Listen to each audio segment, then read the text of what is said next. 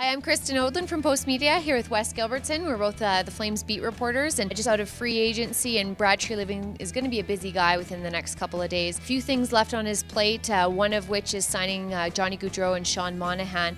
But again, free agency is kind of a big date for Brad Treliving. It'll be interesting to see what happens.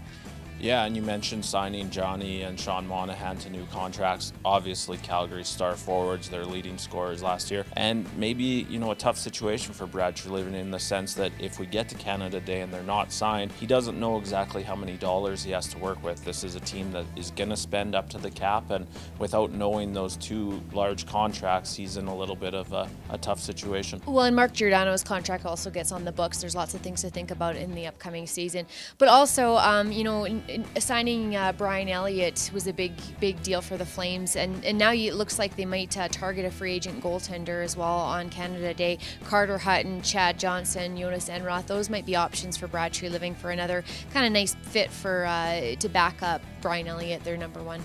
Yeah, I mean, the Flames say that they're still talking with Joni Ortio, who didn't receive a qualifying offer before Monday's deadline, but all indications are that they're probably ready to move on, that they're looking, like you mentioned, Brian Elliott comes in a trade, and that they're looking for a new goalie to back him up as well. Maybe another potential free agent too. We heard the other day Matt Martin was a guy that they're possibly targeting to come to Calgary. He had 10 goals last year with the New York Islanders, so could play some nice minutes depending on where the Flames budget is as well. Yeah, and the big stat with Matt Martin is he led the NHL in hits last year. So, we've all heard about, we need more size, we need kind of more snarl. Matt Martin's a guy who brings that.